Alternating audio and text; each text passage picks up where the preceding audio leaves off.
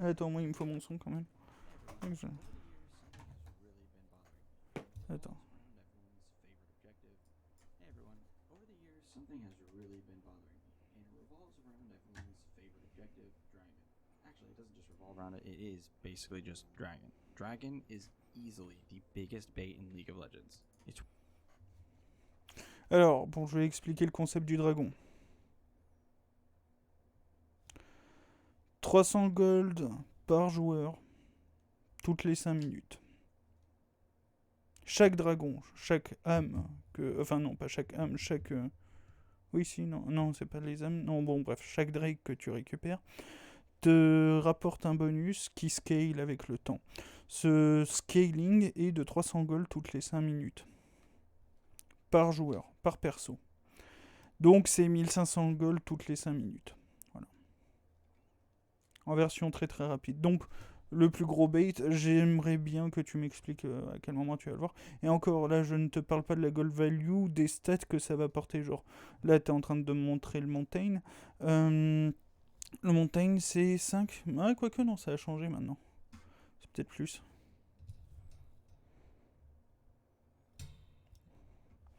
Tata, Monster.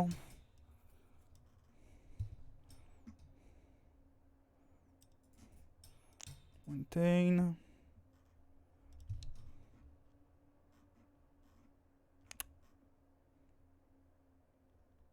Il est où leur bœuf?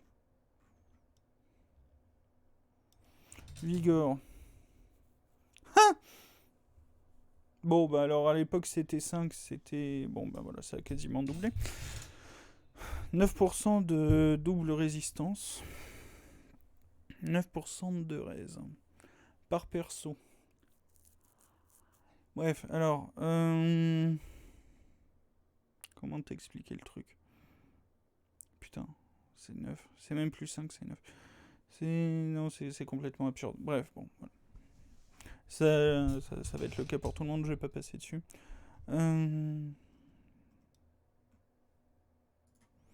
Du coup,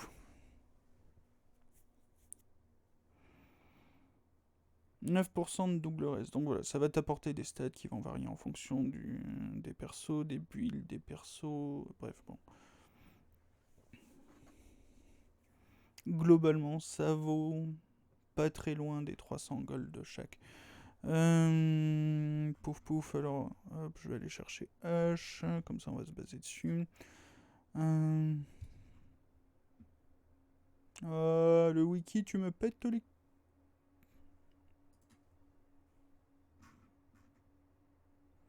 Le wiki me casse les bonbons. Bon, H. On va devoir y passer un petit peu de temps. Aïe, coude, douleur.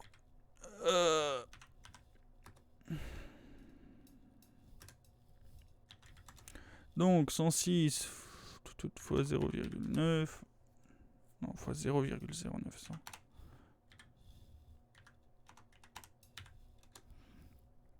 Donc c'est une dizaine. Et alors 1.3 fois 17 plus 30 fois 0,09. On est à 4, quelque chose. Donc... Bon, alors normalement le jeu arrondit à l'unité supérieure. Donc c'est 10 et 5. Caitlyn, on s'en bat les couilles. Starter. Tom, toi viens là. Aegis. Armor. RM. Alors, RM, 5 x 18. Non, on s'en bat les couilles, c'est pas ça, c'est ça. 5 x 18. Ta grosse... 90. Et... Armor.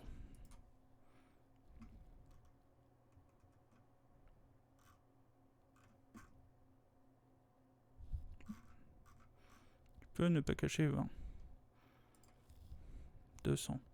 Donc ouais, voilà, c'est à peu près 300. C'est 300 boulasses. Voilà, la valeur du machin, c'est 300 boulasses par perso, strict minimum, sans acheter de trucs par-dessus. Là, on parle juste du Drake. Bon, bref. En fait, le vrai gros point important,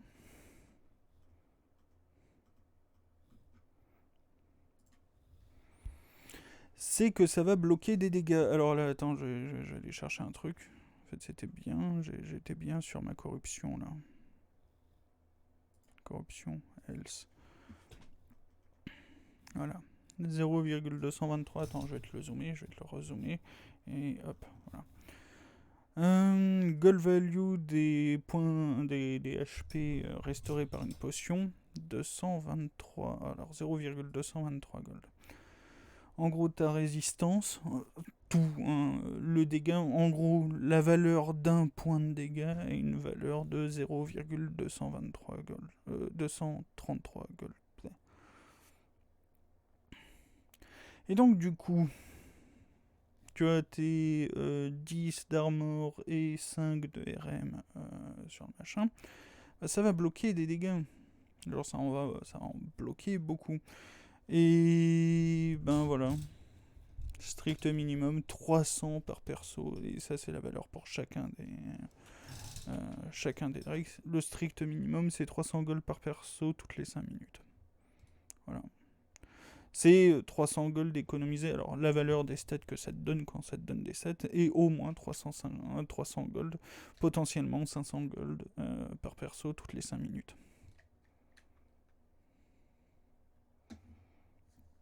Bref. Et après ça, il y a tout ce que ça t'apporte si tu commences à savoir jouer, genre rien que si tu sais marcher, ben là on reprend ton montagne là que tu es en train de montrer.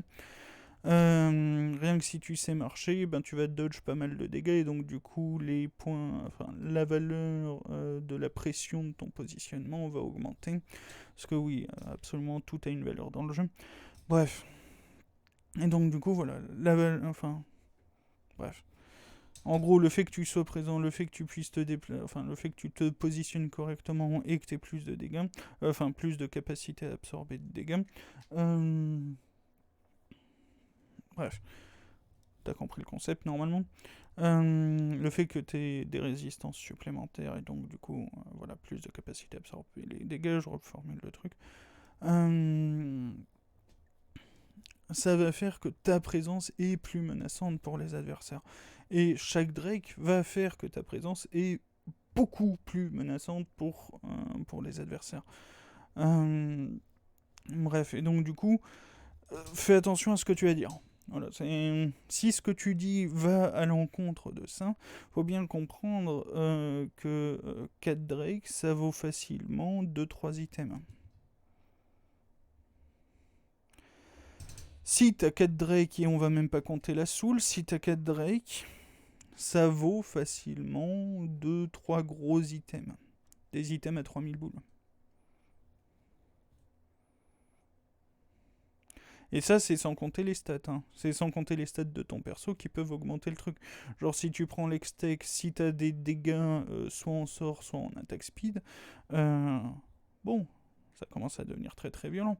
Si t'as de l'utilitaire extrêmement violent, même chose pour l'extec. Enfin bref.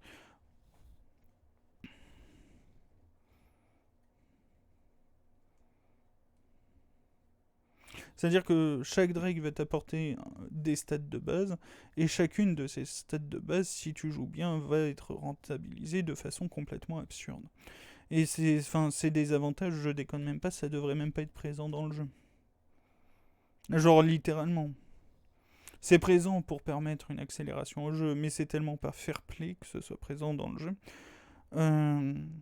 Voilà.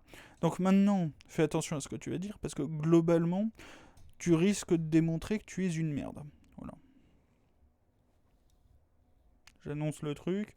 Là, je viens de te le donner avec l'exemple de la gold value. J'ai commencé à aborder l'exemple sur l'impact par rapport à ta présence. Bref, si tu veux, on peut faire Mumuse derrière ça. Il y a plein de trucs à faire. Hein. Bref, je vais te laisser développer ton truc. Et voilà, on verra. One of the most misunderstood objectives in the game, even at a professional level. Yes, I'm serious. Even professional players and coaches get baited by this objective and put way too much value on it. To be fair to them, at a higher level, small stat increases mean more because there are less mistakes. but there are still so many times they take unnecessary risks and throw games for it. In solo queue, however, Dragon Ça, is par contre, alors, basically useless. hop, ta gueule. Ta gueule. Par contre, c'est vrai que jouer au tour, la partie jouer au tour, c'est vrai que. Oui, en effet, même. Non, c'est pas jouer au tour, c'était quoi que t'avais dit? Ah oui, prendre les risques pour faire le truc, mais c'est la même chose avec le Nash, hein. C'est même pire avec le Nash parce que le Nash c'est un bonus temporaire. Là où le Drake c'est un bonus permanent. Sauf l'Elder, mais bon, bref. Bon, voilà, techniquement, l'Elder, même quand tu le chopes. Disons que l'Elder est un bonus est un bonus temporaire qui a une valeur quasiment équivalente à 4 Drake plus Soul. C'est monstrueux, c'est complètement débile. C'est rien que la capacité d'execute de l'Elder, c'est. Ça. Bon, voilà. Alors, on va pas parler de tout ce qu'il y a autour, hein. Rien que la capacité d'execute de l'Elder, si vous voulez, les mecs. je sais pas ce qu'ils ont fumé Riot quand ils ont fait ça, mais bref. C'était quoi avant? Ça doublait les stats de la. Je crois que ça doublait les stats ou un truc comme ça avec la. Je crois que ça avait un impact avec la Soul ou ça doublait les stats. Ah, je me rappelle plus, bref. Mais bon, l'Elder tel qu'il est actuellement, c'est complètement absurde. Mais oui, même à niveau pro, ils savent pas jouer les objectifs. Enfin, ça je te l'accorde. Et oui, ils prennent des risques. Genre, il y a le T1 Nash qui est une blague à lui seul, quoi.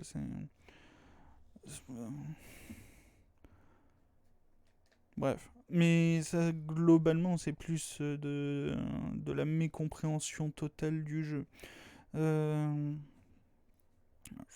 Je sais pas, la règle de base, enfin, je vais te donner une règle, hein, c'est la règle que tout le monde peut suivre et devrait suivre.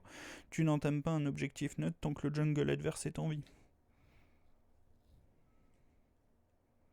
Voilà. Règle, hein, cette règle est très simple, alors tu peux le faire, hein, ça s'appelle un 50-50. Dès que le jungle, enfin tant que le jungle adverse est en vie, ou alors tant que le jungle adverse n'est pas seulement à 2. Alors, il y a des cas avec des trucs comme Jarvan, Elise, enfin, non, en fait, bon, bref, il y a pas mal de jungle compétents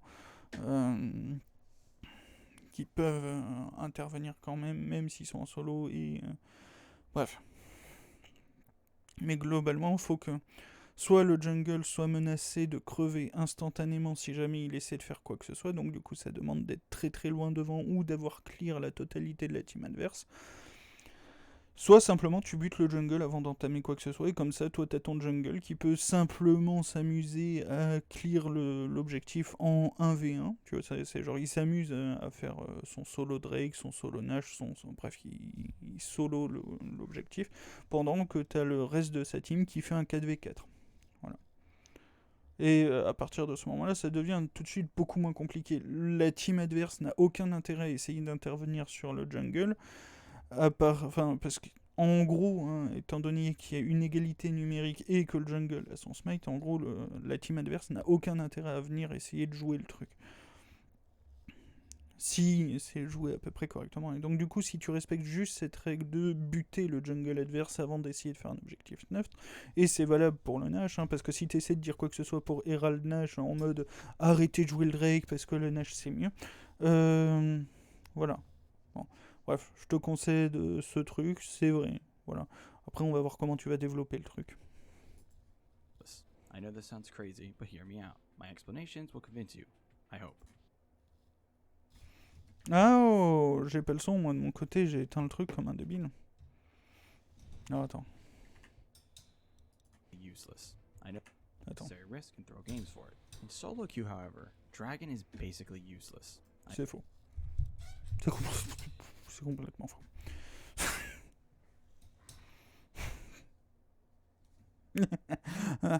Voilà. À ce niveau-là, prendre une tour est basically useless. À ce niveau-là, prendre un Herald est basically useless. À ce niveau-là, prendre un Nashor est basically useless. À ce niveau-là, tuer un sbire est basically useless. C'est... Ta gueule. Encore une fois, c'est un gain supplémentaire de stats. T'as même pas besoin d'être bon, enfin, à ce niveau d'impact, t'as même pas besoin d'être bon pour que ça commence à avoir un impact. Voilà. Je le balance comme ça, hein, mais ça, c'est. On va dire, on va faire très simple, je vais te caricaturer et je suis à peu près sûr que si jamais tu dois en parler, tu vas le dire. C'est exactement la catégorie du truc, genre si t'es en capacité de solo carry, faut pas laisser le moindre gold à tes alliés, faut être un énorme fils de pute qui comprend rien au jeu, qui vole tout et qui pense. Bref. Je vais pas en parler parce que c'est pas le sujet du truc. Non, voilà, c'est non juste non, voilà, c'est prends un ADC qui a genre n'importe quel ADC hein, qui a 10 qui a 10 d'armor de plus que son adversaire, c'est une différence de potentiellement 2-3% de dégâts. C'est environ 2,5% de dégâts de différence. Si c'est un taille, 2,5% de dégâts, c'est énorme. Si c'est un taille, même si les mecs ce sont des tourelles, tu sais, c'est le typical ADC fight de bronze où les deux arrêtent de bouger, ils se contentent de laisser leur personnage auto-attaque. 2,5% de dégâts, un Drake, un seul des Drakes, c'est énorme. Là, t'es en train de montrer un océan. Là, pour le coup, même s'il n'est pas vraiment valable, je pourrais bien te laisser discuter avec Aldé pour parler du Drake Océan. Le machin, c'est une refill toutes les environ, dépendant de tes HP, environ 2 minutes. Grosso merdo. C'est une potion. Là, c'est environ les 50 gold toutes les 2 minutes. En début de partie. Imagine, on donne à un adversaire comme ça une potion toutes les 2 minutes. Est-ce que tu as envie de jouer la game? On te donne une potion de plus que toi toutes les 2 minutes à ton adversaire. S'il est pas trop con et qu'il va faire un start refill, tu peux pas jouer. Et c'est la même chose avec absolument tout. Bref. Donc si, l'impact est énorme. C'est pas parce que les joueurs ne s'en aperçoivent pas, c'est pas parce que toi tu vois que les joueurs ne l'optimisent pas que ça n'a pas d'impact. En gros.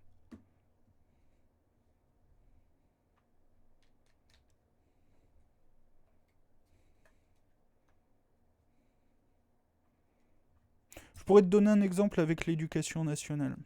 Alors bon, toi, les écoles sont payantes, mais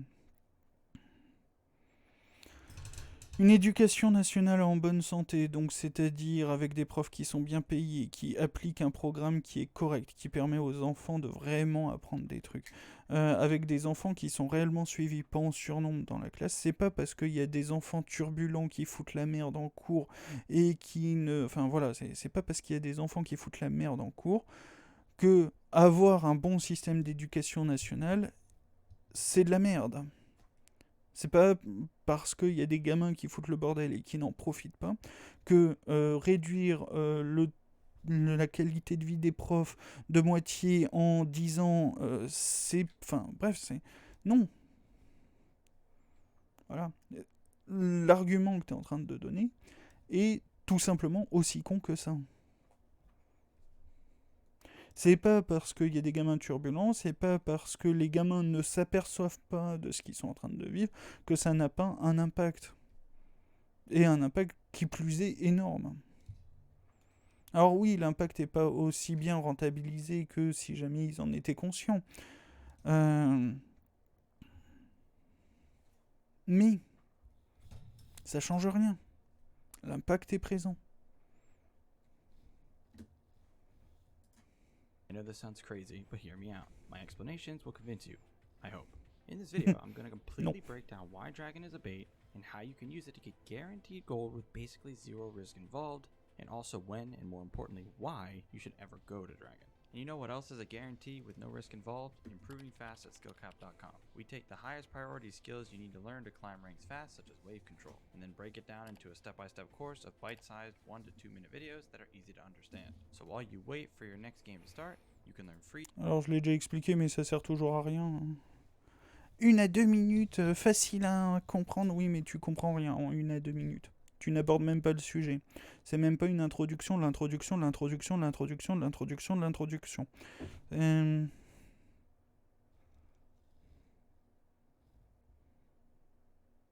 Bref, non. En gros, ça sert à rien. Voilà, fast pushing, slow pushing, bouncing waves, list goes on, all in just a few minutes to maximize your improvement rate. These courses have been getting 5-star ratings. Allez, on va commencer à parler du push. Rien que pour parler du push, il faut comprendre le scaling des sbires, il faut comprendre l'impact de l'armor, des HP. Bref, il faut comprendre tout un tas de trucs, il faut comprendre la vitesse de déplacement, il faut comprendre la vitesse d'attaque, il faut comprendre la missile speed des sbires, il faut comprendre le système d'agression des sbires, de prise d'agression des sbires. Il faut comprendre le positionnement, il faut comprendre... Oui, vas-y. Voilà, là, je viens de te faire une liste non exhaustive de trucs qu'il faut comprendre.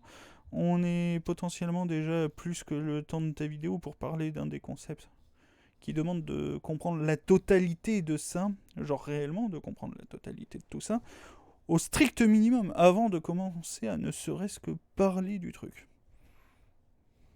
Et encore, une fois que tu y parles, une fois que tu commences à en parler, il y a tous les cas de configuration qui commencent à rentrer en jeu. Genre, le tel sbire a tant de HP, tel sbire est positionné à tel endroit, tel sbire a tel avantage. Bref. Ratings from all of our users, raving at how helpful they are. That's not all though, as every week we release 10 brand new Smurf commentaries where a challenger player teaches you how to climb out of the exact rank you're stuck in. If you're looking for something more personal instead, then we got you covered with one-on-one coaching from our trained challenger experts. All this seems too good to be true? Well, don't worry, we're backed by a rank up guarantee. Non, c'est pas trop beau pour être vrai. Non. C'est juste objectivement de la merde. If you don't significantly improve while actively using skill cap, then you get your money back, no questions asked. So what are you waiting for? Click the link in the description below and get the rank you've always wanted. Alright, now let's get into why Dragon is the biggest bait in League. So first, let's talk a little bit about it. Dragon is a luxury win more objective is how I describe it.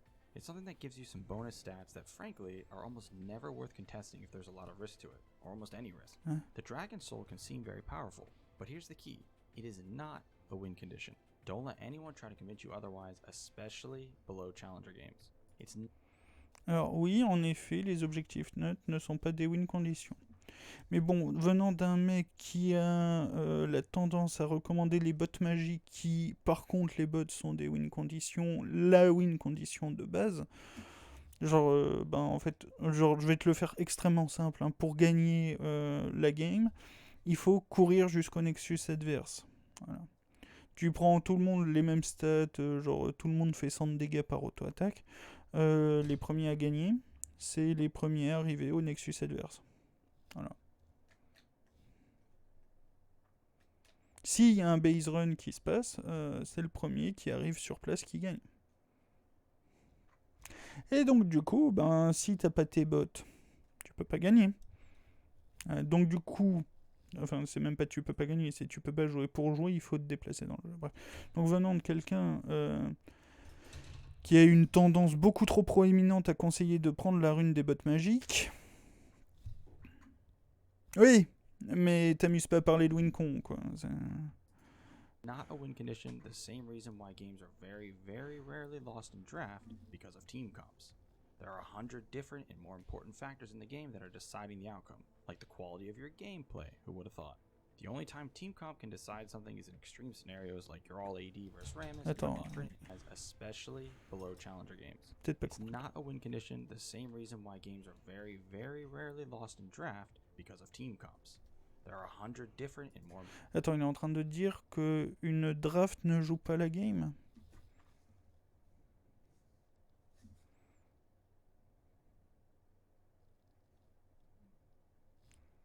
Si c'est ça, j'ai même pas besoin de compter. C'est tellement débile que... C'est genre... Je vais te donner un équivalent en échec. Bon, un mec qui a 2 pions, un roi pour finir la game contre un mec qui a 3 dames, son roi. Ça a aucune valeur. Hein. Le fait d'avoir 3 dames ou 2 pions, franchement, ça revient au même. Vas-y. Voilà. C'est quoi? Ouais, si tu veux. Vas-y. Vas-y, t'as le droit. factors in the game that are deciding the outcome, like the quality of your gameplay. Who would have thought? The only time Team Comp can decide something is in extreme scenarios like you're all AD versus Rammus and Malphite or something, Non. and even then, it's not totally decided in draft. It's under 1% the amount of games won or lost from Team. Non, c'est 100%. Toutes les games que j'ai regardées, toutes les games que j'ai regardées, ont le gros de la game qui est décidé juste à la draft. Toutes. Et j'en ai vu beaucoup plus que toi. Ça, j'en suis sûr et certain. J'en ai vu analyser dans le moindre détail beaucoup plus que toi. En gros, hein, version simple. Tu vois la game Challenger Replay? Tu vois les games? Toutes analysées 3 fois. Bon, alors pas les dernières, pas celles des 3-4 dernières années. Mais avant ça, toutes, 100% des games, analysées 3 fois. Chacune, en détail, ralenti, avec des stops par paquet de 2-3 secondes. Analysées, bref. Toutes, absolument toutes les games, à low elo, à high elo, toutes sont décidées à la draft. Toutes. Il n'y en a pas une seule qui échappe à ça. Il n'y en a pas une seule. Et en fait, on va faire simple. Si tu vas commencer à rentrer... Bon, bref. Je n'en ai pas vu une seule qui ne soit pas décidée à la draft. Toutes, en fait, c'est simple. Celle où ça conteste à la draft, c'est parce que tu fais une draft généraliste. En gros, tu fais une draft moyenne.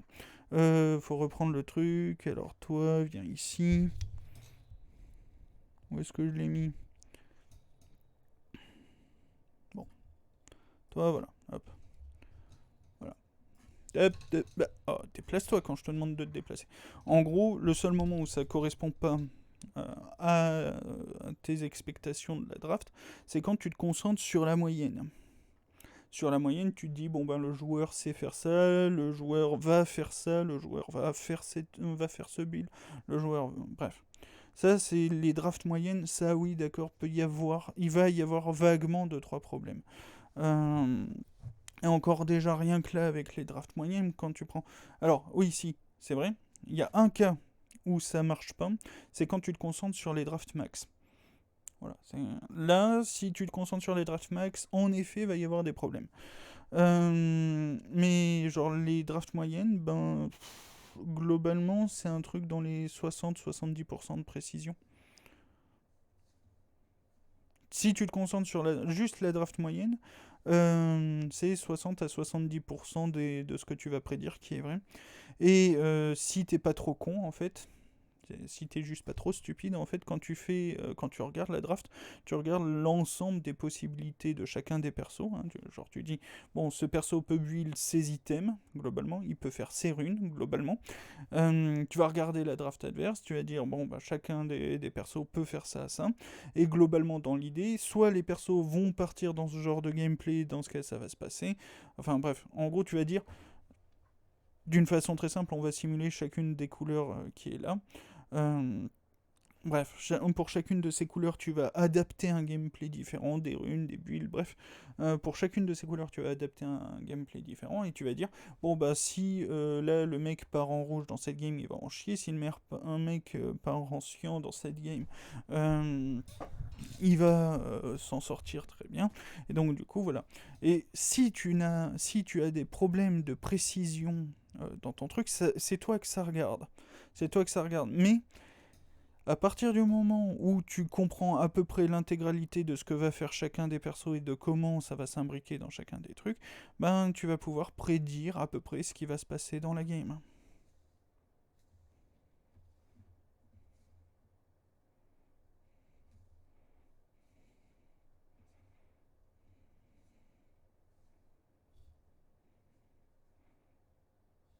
Et c'est des précisions, j'ai plus de 99% de précision sur ce genre de truc. Dès que je commence à le faire sérieusement, j'ai plus de 99% de précision sur ce truc. World 2017, 2018, 2019, j'ai les traces écrites pour chacun des trucs que j'ai analysés. À chaque fois, c'était 100% value à la draft. Il y a enfin, il y a des analyses que je fais à la volée, comme ça, genre là, exactement de la même façon que je suis en train d'analyser à la volée on perçoit la co. Par exemple, hein, j'en ai fait deux là sur ce. Joue pas, bref. Euh, voilà, j'ai fait ces deux-là, draft analysé à la volée, précision de 100% sur ces deux-là. Bref.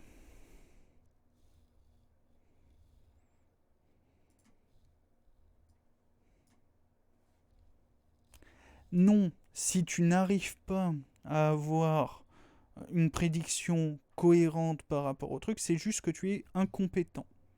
Voilà. Bref, bon, je vais pas y passer plus de temps que ça, même si c'est deux burgers à manger ce soir, c'est que ça prend quand même du temps à manger, après ça il y a la digestion. Allez. Comes in solo queue. I've been talking about something called dragon illness for 2 years now. I've been trying to develop a vaccine. But in all seriousness, players are so insanely obsessed with this objective that they will literally throw games out the window Ça par for it. contre oui. I've won impossible games because the enemy team Alors, is so obsesse non, parce que s'ils étaient obsesses dessus, ils joueraient un petit peu le truc correctement, parce que quand c'est une obsession, tu fais pas le truc à moitié, quoi, et donc du coup, ben, tu finis par le faire correctement. T'es obligé de finir par le faire correctement. Bref. Mais oui, c'est vrai qu'il y a des gens qui vont se suicider sur un Drake en lançant un Drake. Bah, rien que tu vois, tu prends l'exemple de la règle de tu n'entames pas un objectif neuf tant que le jungle adverse est en vie. Bon, ben, alors il y a tout un tas de variantes hein, qui vont autour de ça, mais ça c'est la règle la plus simple à respecter. C'est genre, tant que tu respectes ça, tous tes objectifs neufs seront garantis. Sauf si t'es vraiment une sinistre merde.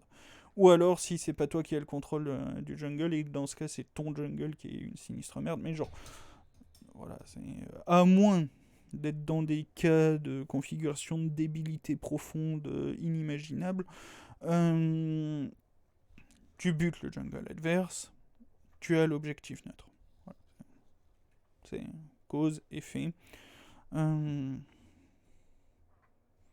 Bref. Mais oui, ouais, voilà. Oui, même à niveau pro, c'est vrai qu'ils jouent mal les objectifs parce qu'ils prennent pas la pression, parce qu'ils prennent pas. Bref.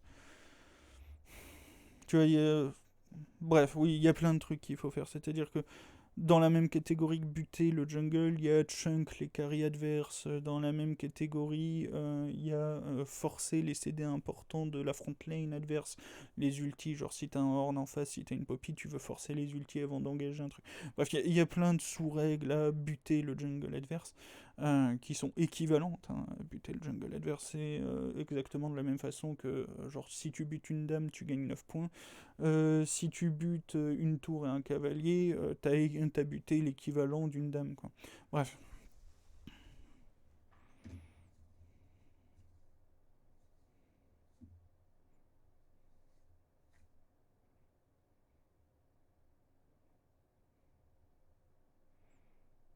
Il y a des trucs qui sont dans cette catégorie. Mais bon, voilà, c'est. Mais tout ça, encore une fois, voilà, c'est juste un manque de respect des règles de base. Mais bon, bref. C'est pas parce qu'il y a un manque de respect des règles de base, encore une fois, que ça vient contester l'importance des objectifs neutres. Et notamment des Drake, qui sont les objectifs neutres les plus importants. Ça, enfin, tu vois, je veux bien. En fait, oui, je suis d'accord sur le fait que les gens ne savent pas jouer autour de beaucoup de choses dans le jeu. En fait, les gens, globalement, refusent de savoir jouer.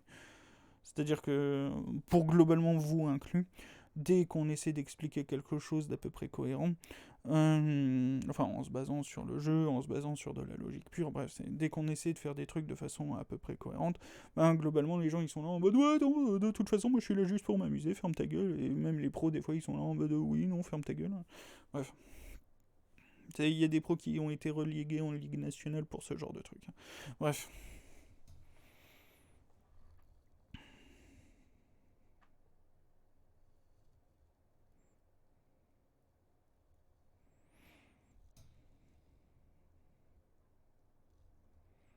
Donc, ouais, non, globalement, oui, en effet, mais c'est le cas pour absolument tout, et c'est des trucs où t'as juste à lire le wiki et c'est réglé. Mais bon, bref, je te l'accorde. Oui, les gens, globalement, savent pas forcément jouer autour de trucs, même si, voilà.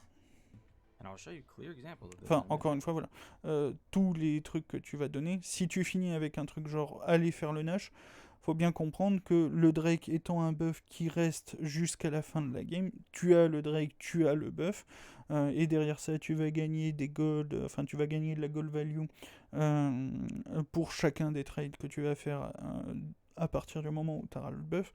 Bref, si, voilà. Si tu veux faire un objectif neutre, il n'y a que le Drake à faire. Voilà. Si tu dois choisir un seul de tous les objectifs neutres à faire, c'est le Drake. Parce que le Drake te rapporte des stats définitifs et que le Drake, avec ses stats définitifs, te rapporte une gold value que tu ne peux même pas envisager. Et quand je te dis 300 gold toutes les 5 minutes, c'est la version la plus gentille. Hein. C'est littéralement la version la plus gentille du mec qui est AFK dans une game où les gens ne jouent pas. Bref, c'est. Et quand je te dis que 500 gold, bon, ça peut aller beaucoup plus loin. Si tu joues vraiment autour de ton Drake, ça peut facilement monter à 800 gold, une connerie comme ça. Par joueur. Bon alors, 800 gold par, on va dire, sur toi si tu joues bien le truc, bref. Mais ouais, enfin, encore une fois, voilà, c'est... Ce que tu vas dire là dans cette catégorie s'applique à tous les objectifs. Et le fait de jeter pour un objectif neutre qui n'est pas ton objectif principal, en effet, oui, mais ça va s'appliquer à tous les objectifs neutres. Remplace Drake par objectif neutre, ou monstre épique, encore que objectif neutre, ça peut être un buff en début de partie, ça peut être le carapateur, bref. Voilà, mais genre, là je viens de te donner le carapateur, si tu penses que j'exagère, non, voilà. Non, je n'exagère pas. Soul Dragon will never be the reason a team won a game, and I've never ever thought to myself, wow, we lost because they got soul. It's literally never happened. You see pro teams and Non, alors world par teams. contre, la game sur un taille, si ça peut arriver. Mais c'est vrai que la soul en elle-même ne vaut pas plus qu'un effet d'item, en gros. C'est littéralement un effet d'item. Mais c'est quand même. Enfin, ça pète les couilles, quoi, une soul. Si les adversaires jouent correctement autour. Genre, on va prendre la Soul Mountain sur une compo catch.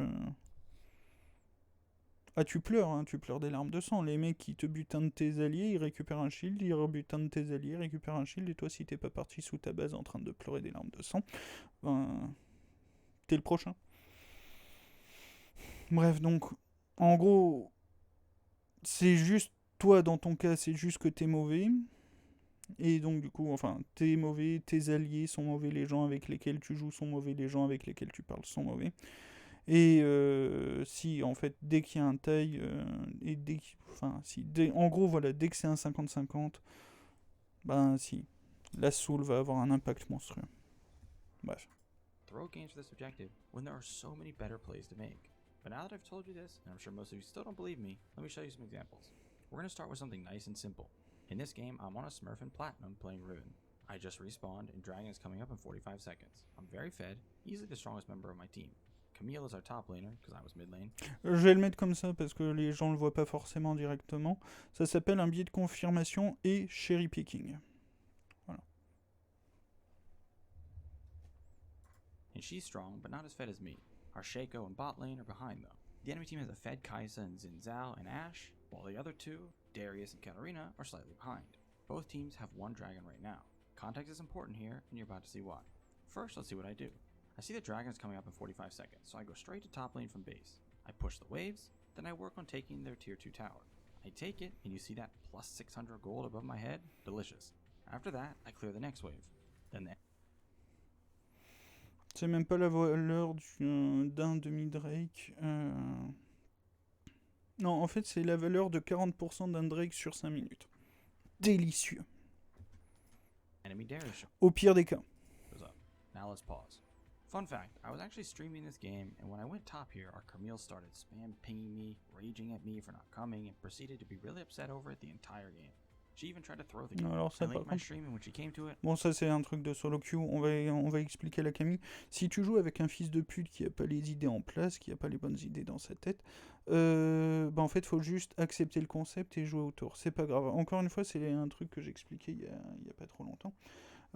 Si tu joues avec des fils de pute qui décident de pas faire ce qu'il faut, c'est pas grave. Encore une fois, voilà.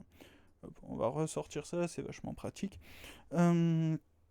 En gros, faut juste visualiser que voilà, tu as toutes tes branches d'options et certaines de ces branches d'options dépendent de tes alliés. Faut juste que tu comprennes que ben tu vas pas tout le temps jouer exactement la même chose. Enfin, le scénario optimal, c'est bien de le connaître, c'est bien de savoir le jouer. Mais en fait, il y a une infinité de situations où t'es pas dans ton scénario optimal. Le scénario optimal, c'est celui-là, hein, c'est celui qui est en vert. Bref. Il y a tout un gradient de possibilités qui descend jusqu'à la pire des games. Et donc, du coup, si jamais tu es comme Camille avec un fils de pute qui est run-down en top lane, bah, en fait, faut juste accepter de jouer autour. Tu vas juste jouer légèrement en défensif. Tu vas essayer, je sais pas, de chunk les adversaires, ou tu vas essayer d'accorder ton gameplay avec la Riven qui run-down en top lane en calant un run-down par exemple en bot lane pour garantir à ta Riven en top lane de faire le truc. Donc dans ce cas, tu vas forcer tes adversaires à choisir. Les mecs, vous avez deux choix. Ma Riven est en top lane en train de vous défoncer la top lane. Moi, je suis en bot lane en train de vous défoncer la bot lane. Il y a ma team qui est vaguement en train d'essayer de défendre le truc ou de vous chunk. Voilà, c'est une fois que vous aurez fait le truc, vous serez obligé de back.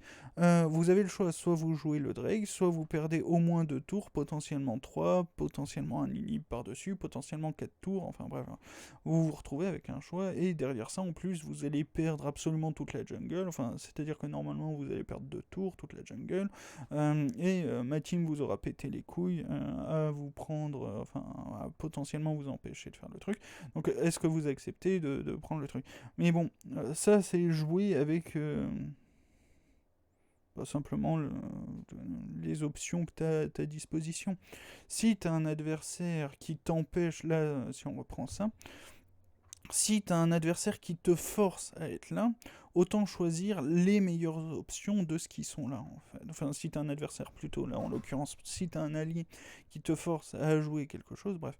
Et de son côté, c'est pas forcément horrible non plus d'aller creuser un trou en top lane. Le problème, c'est que là, il est en train de faire un 1v1. Le moment où il a pris la tour, il avait plus besoin de rester dans le coin, il pouvait simplement accepter de rotate. Si sa team, enfin, là, c'est un 4v4, lui, il vient, il rotate, il ping à sa team, genre, venez, on va péter la mid lane, et après ça, on va péter la top lane, ou genre, toi, Ezreal, vas-y, ramène ta gueule, on pète tous les deux la mid lane, ça va aller très vite. J'ai mon divine, t'as tes dégâts à peine. Le reste, essayer de les chunk, ou passer, enfin, bypasser le truc, aller run down le truc, on se retrouve en bot lane. Derrière ça, eux, ils auront le choix, soit ils vont back, et donc, du coup, nous, on pourra prendre la tour inhibiteur, soit ils vont essayer de venir vous contester la gueule, et on pourra leur tomber sur le coin du museau. Et donc du coup on va faire un 5v4 et on gagnera le truc. Bref, ça bon, c'est des trucs de macro de... Enfin... Bref, c'est du minimum. Bref, oui, jouer un Drake n'importe comment, mais là t'es en train de... Encore une fois, ça s'appelle cherry picking plus biais de confirmation. T'es en train de prendre un cas où t'as des gens qui sont ouvertement en train de faire des erreurs un peu partout. T'es en train de montrer un cas où, là par exemple, t'es même pas censé être là. T'es en train de montrer un cas où toi t'es en train de faire des erreurs. T'es en train de montrer... Oui, vous faites des erreurs. C'est bien. Et bon, en vrai, je suis pas exempt de... En tout cas, pour l'instant, je suis pas encore exempt de critiques sur ce point. Bref, c'est...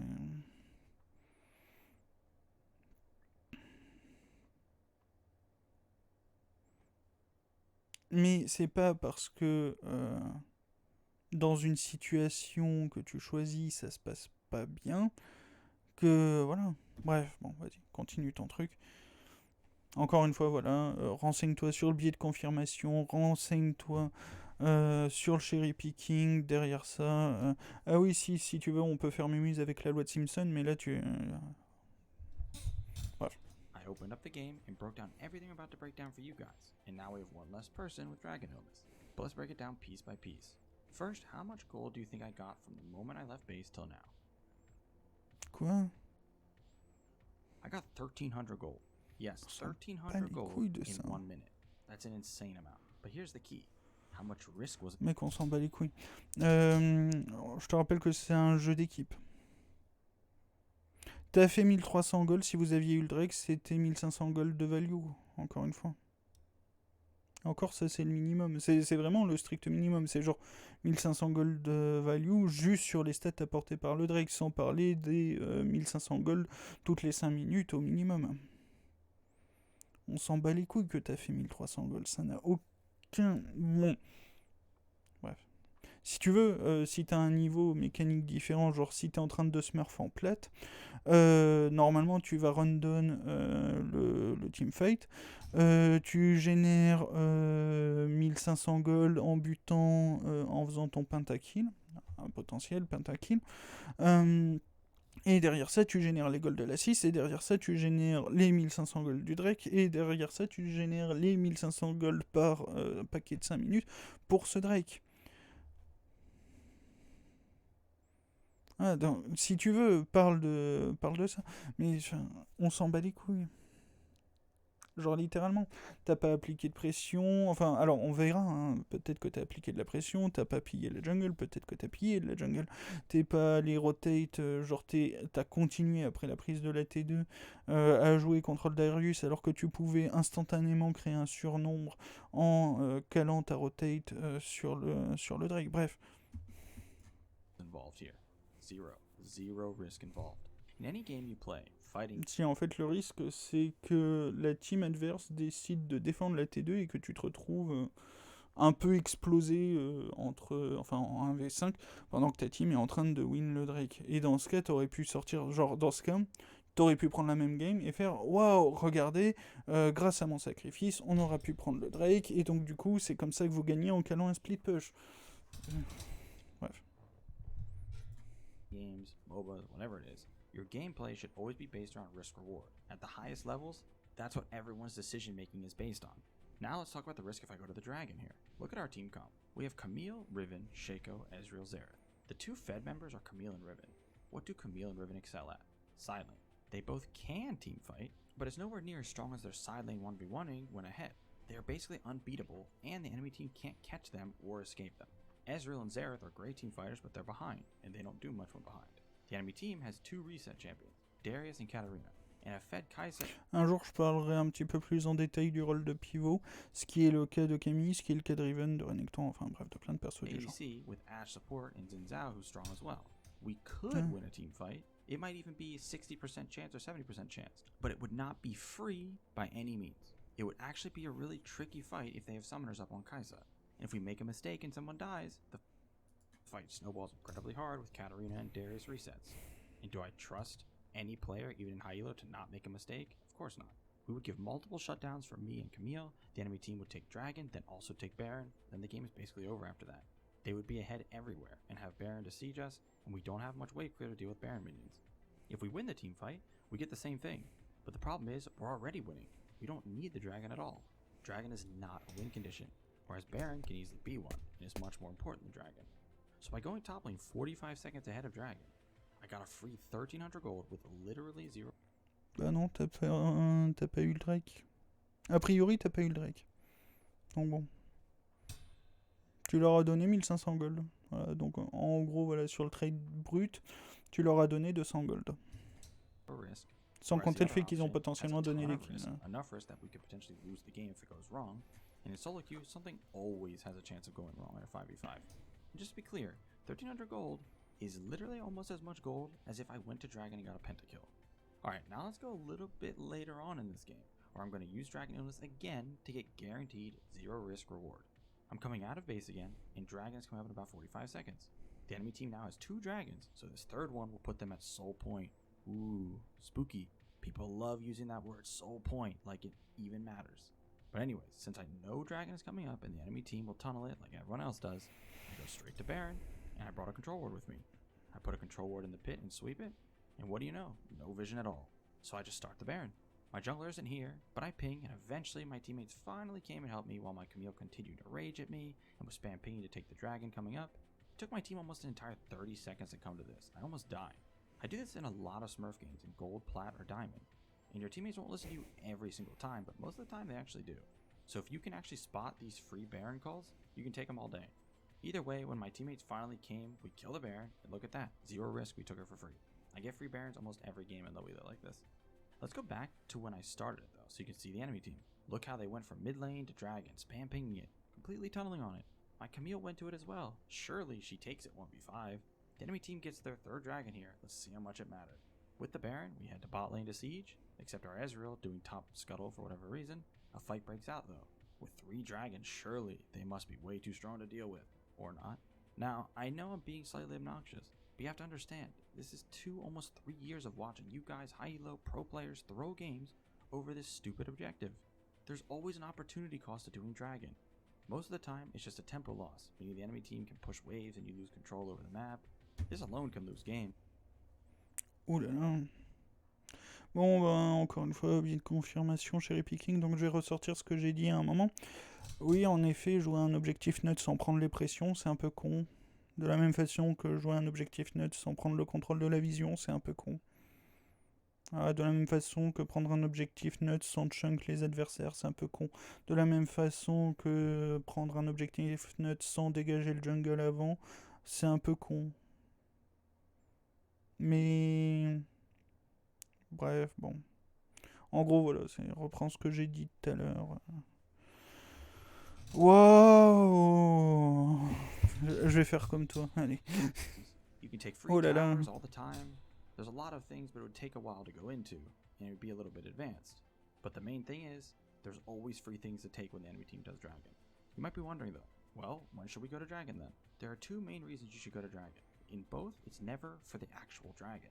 Basically, you should only be going to dragon when you know you can just collect free kills there, or when the enemy team is contesting it and they definitely shouldn't be. One of the best examples of that is when they just took Baron. So while they recall and head to dragon, you are already at dragon. So the enemy team is phase checking, and that alone can easily win you a fight and swing the game.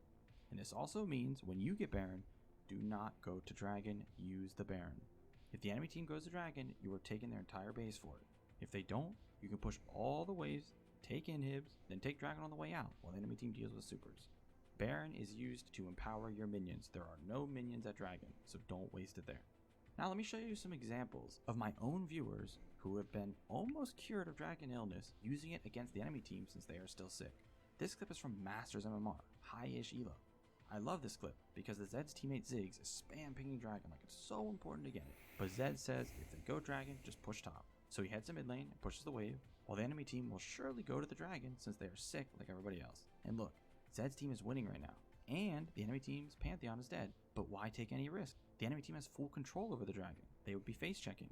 Face checking could lead to 4v5 fights where they win. So Zed pushes mid, his team pushes top, and they're just taking everything while the enemy team does dragon, and they take top inhib at 18 minutes. With an inhib down, deaths and mistakes from the enemy team are much more punishing. So when they make the mistake of trying to fight here... Wait, let's pause. This is my favorite part. While they are losing their base, and everybody dying trying to defend the Nexus, look at the right side. Elise just now finished the dragon. This entire time, she was doing dragon. This is why it's called Dragon Ill. Bon, bref. Une petite confirmation, cherry picking, et derrière ça en plus, tu fais... ouais, non, ça reste dans le cherry picking, donc non. Bref, je reste sur ça, mais... Tu sais, je vais te parler un peu de méthode scientifique. On essaie de prendre des trucs qui sont valides. Les échantillons qu'on sélectionne, ce sont des échantillons qui doivent être le maximum valides possible. En l'occurrence, ni toi, ni personne là-dedans n'a respecté les règles de base. Oui. Bien. Et alors ? À part le fait que tu démontres que tu n'es pas capable de respecter des règles de base et que des plates ne sont pas capables de respecter des règles de base. Tu fais quoi ?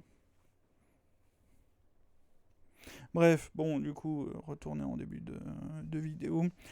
L'explication est largement suffisante. Normalement, déjà, rien que pour comprendre à quel point... Bref. Et c'est juste des éléments de base, encore une fois, voilà. C'est lis le wiki et normalement, rien qu'en lisant le wiki, t'es censé avoir plus de trucs qui te viennent en tête que ça. Ouais. Players would rather lose the game but get the dragon. It's actually unbelievable to watch, and it happens almost every game. Zed's team wins the game from this push just using dragon as a bait. This next example is in gold MMR. Akali comes straight from base and down mid lane where they get a pick on the enemy Sylas. With a pick like this, dragon is never the answer. That objective is useless here, and nowhere near as important as the Baron. But the enemy team is so sick, they still want to try and take the dragon with a man down. Il est en train de dire que... On est d'accord que là, il vient de dire... Attends, je vais faire un léger rollback. Il vient de dire les gens devraient aller jouer le Nash, un truc comme ça, on est d'accord. Et qu'il essaie... Bon, bref. Answer. That objective is useless here, and nowhere near as important as the Baron. But the enemy... Non, on est d'accord que là, il vient bien de dire que c'est le baron qui aurait dû être focus. Le Nashor.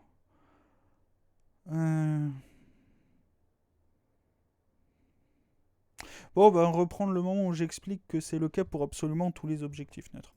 The team is so sick, they still want to try and take the dragon with a man down. They are prepared to fight 4v5 over the objective just like the last team. In Masters, look at the risk reward there. The risk is insane, and they are losing the game at the moment, and it would be a 4v5 fight.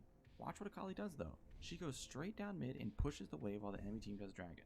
Now let me be clear, Akali and her team could go to dragon and kill everyone, since they're contesting 4v5 and they're ahead. But the reason I'm showing you this is for when it's not a 4v5, and there's actually some risk involved going to dragon, especially with no vision. But anyways, she takes mid tower, and nobody's here to stop them. And she just keeps going, while the enemy team and his own team are at dragon. They could just Baron this entire time. Akali and Senna pushed and took 2 towers, and the inhib. The enemy team didn't even get the dragon. And even if they did, it wouldn't be anywhere near worth it, who cares? But that's not all they lost. Remember, dragon is always a tempo loss, so now the enemy team has to recall, and they have no control of the map because mid-wave is shoved all the way into their base now. Look what kind of situation that creates. Elise gets killed trying to get back to base because she tried to walk instead of recall. Then they go to Baron. Now the enemy team is forced to face check since they have no vision, as all of their wards are guaranteed to be around dragon, and this just leads to free picks and a free Baron. And this is all because they were so obsessed with an objective that isn't even a win condition. At this point, you should get the idea. Alright guys, I know a lot of you won't believe me here, and that's fine. The ones that do believe me and use this advice will win so many more games because of it, and then they'll come back to this video and comment how well it worked. Happens to every single person I teach this to. And you know what else works? Our hyper improvement platform. Bah vas-y, fais ça contre moi. Si t'es un des étudiants, on va dire ça comme ça, si t'es un des pigeons, parce que c'est le terme, si t'es un des pigeons qui utilise ça, bon bah, j'ai la chef. Bref, bon, en version simple, ce qu'il dit pour le Drake est valable pour absolument tous les objectifs neutres. Et ouais, voilà, en gros. Bref, retourne en début de vidéo quand je coupe. Mais voilà, bon, ben... Mais bon, ouais. Alors, le concept, ça s'appelle la loi de Brandolini.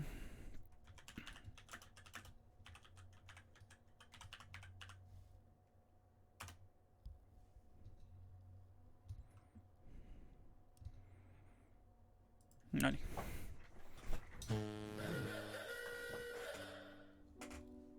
La loi de Brandolini, au départ, c'est juste une boutade, hein. C'est pas une loi sérieuse établie rigoureusement.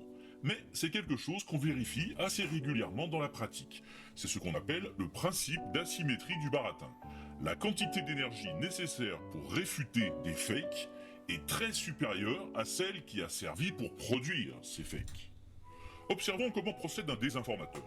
En général, il commence par partir d'un fait réel, ou d'une hypothèse scientifique prouvée, dont il vous donne bien la source, ce qui rend d'emblée son discours crédible. On se dit, il s'appuie sur des faits, c'est sérieux. Et puis, petit à petit, il le relie à d'autres informations, mais plus forcément sourcées cette fois.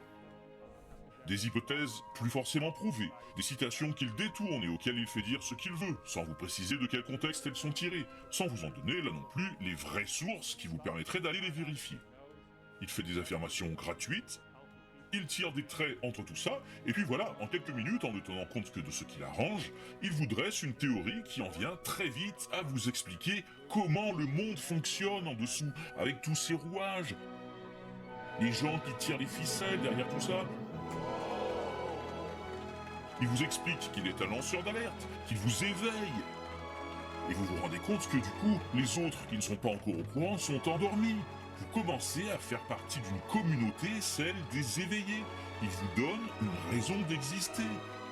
Il vous raconte une histoire, celle que vous aviez envie d'entendre, dans laquelle vous commencez à jouer un rôle de résistance face à ce monde corrompu.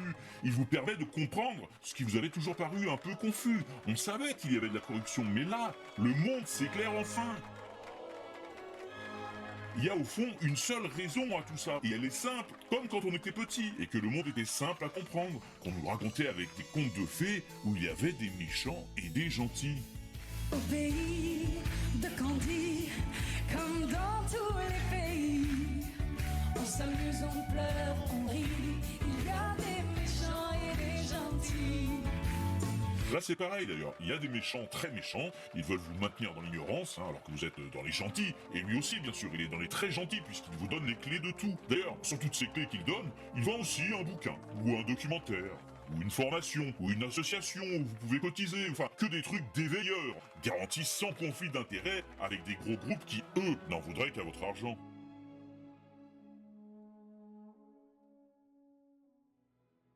Prenez à présent quelqu'un qui va donc devoir vous expliquer pourquoi cette vision réduite et simpliste de l'autre n'était que du fake, en se basant sur les faits. Et s'il doit démonter toutes les techniques de désinformation que l'autre a utilisées, ce sera long. Il va falloir qu'il reprenne toutes les bases nécessaires pour que vous compreniez tout ce que l'autre ne vous avait pas dit.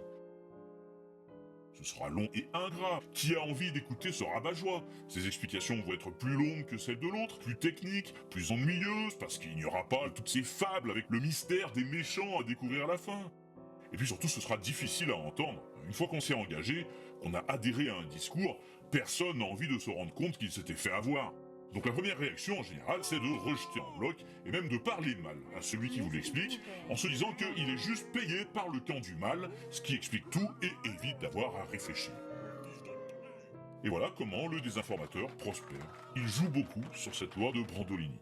Vous en avez qui sortent une vidéo ou un blog par jour. Ils inondent la toile de fake, en général assez sensationnel pour que ça devienne viral, et que au fond, leur opinion se diffuse plus rapidement que les faits eux-mêmes.